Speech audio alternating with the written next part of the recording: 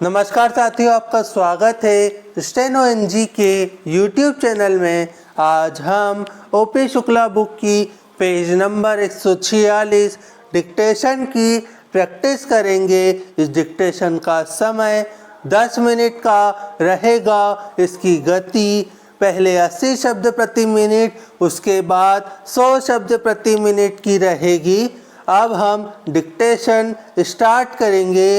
1 2 3 start. महोदया, सदन के सामने यह विनियोग विधेयक जो लाया गया है, इसमें यह व्यवस्था दी गई है कि भारत की संचित निधि में से 1 अरब और 60 करोड़ रुपए से अधिक धन निकाला जाए और उसको देश की उन सेवाओं पर खर्च किया जाए जो अनुसूची में दिए गए हैं।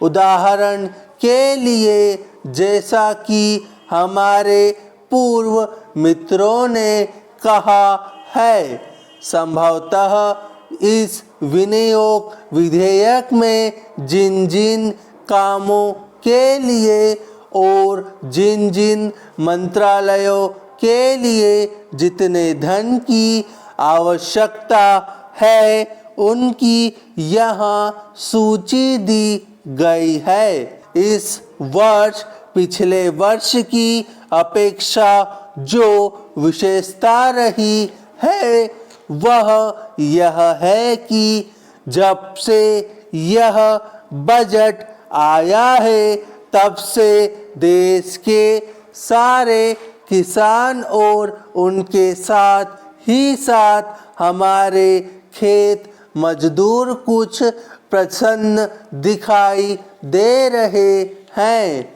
इस सरकार और सत्तारूढ़ दल के अनेक मित्र बार बार यह कहते फिर रहे हैं कि देश में हरित क्रांति आ रही है। इससे पूर्व भी कांग्रेस पक्ष की ओर से समय समय पर इसी प्रकार के नारे दिए गए।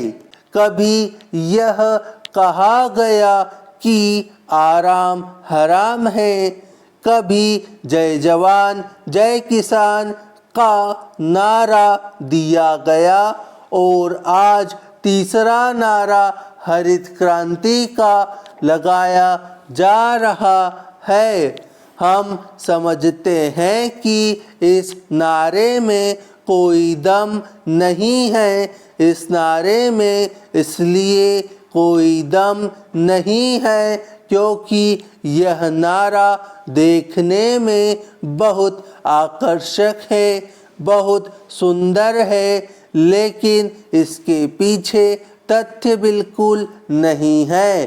किसानों के ऊपर टैक्स लगाने की जो बात मंत्री महोदय ने कही है या अन्य मित्रों के द्वारा कही गई है, वे वही लोग हैं जो कभी खेती नहीं करते हैं। उनको खेती के बारे में कोई जानकारी भी नहीं है।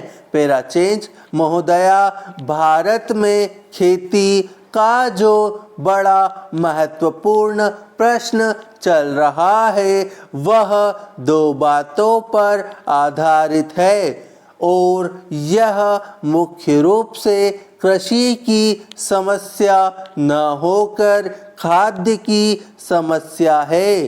प्रतिवर्ष हम बाहर के देशों से करोड़ों रुपए का अनाज मंगवाते रहे हैं और अनाज का उत्पादन बढ़ाने के लिए करोड़ों रुपए की खाद मंगवाते हैं।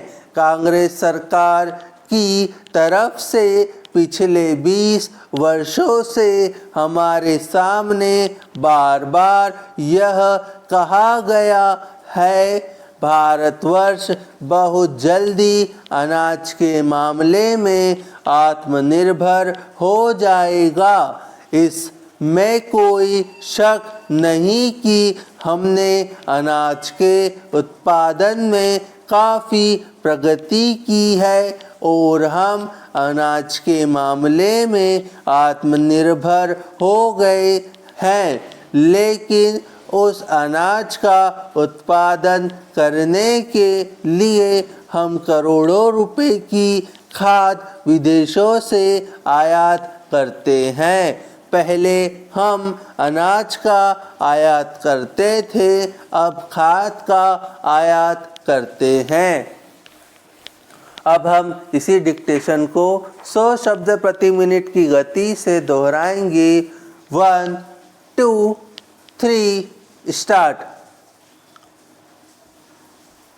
महोदया, सदन के सामने यह विनियोग विधेयक जो लाया गया है, इसमें यह व्यवस्था दी गई है कि भारत की संचित निधि में से 1 अरब और 60 करोड़ रुपए से अधिक धन निकाला जाए और उसको देश की उन सेवाओं पर खर्च किया जाए जो अनुसूची में दिए गए हैं। उदाहरण के लिए, जैसा कि हमारे पूर्व मित्रों ने कहा है, संभवतः इस विनियोग विधेयक में जिन जिन कामों के लिए और जिन जिन मंत्रालयों के लिए जितने धन की आवश्यकता है, उनकी सूची यहाँ दी गई है।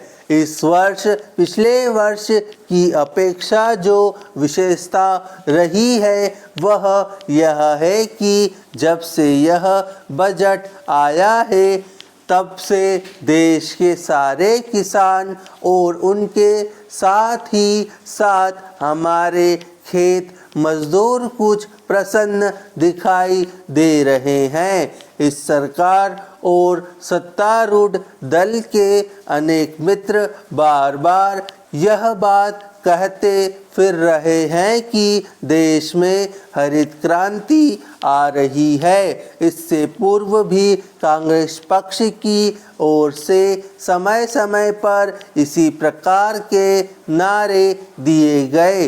कभी यह कहा गया कि आराम हराम है, कभी जय जवान जय किसान का नारा दिया गया और आज तीसरा नारा हरित क्रांति का लगाया जा रहा है।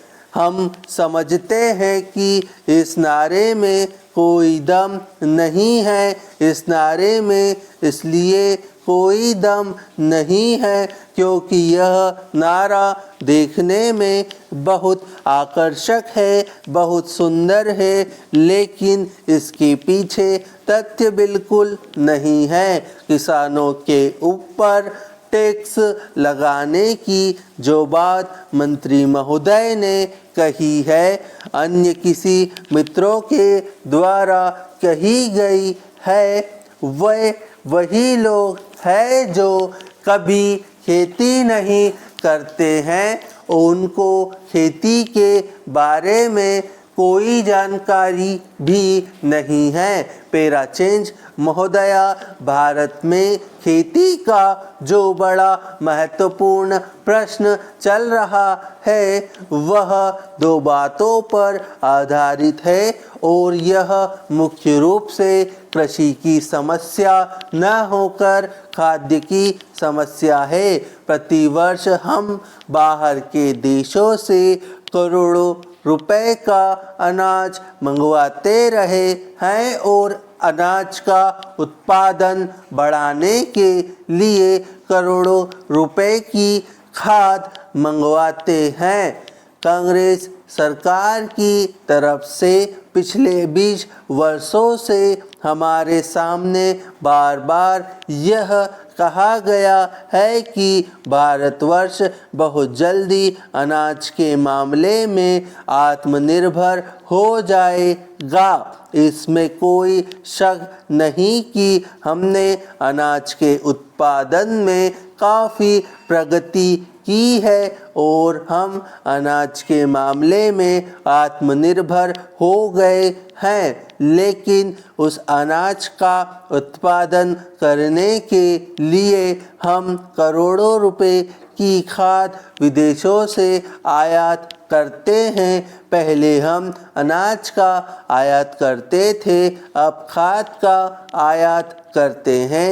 इसलिए यह कहना कि हम आत्मनिर्भर हो गए हैं ठीक नहीं है। Para change. जहाँ तक जनसंख्या की बात है उसके मामले में हम यह निवेदन करना चाहते हैं कि एक बार परिवार नियोजन के बारे में और जनसंख्या के बारे में जब सारे संसार में चर्चा चल रही थी तो हमारे मित्र ने आलोचना करते हुए लिखा था कि हमारे सामने आज समस्या यह नहीं है। तो उम्मीद है ये वीडियो आपको पसंद आई होगी। अगर पसंद आती है तो इसे लाइक करिए, चैनल पर नए हैं तो उसे सब्सक्राइब करिए। आज के लिए इतना ही। जय हिंद, जय भारत।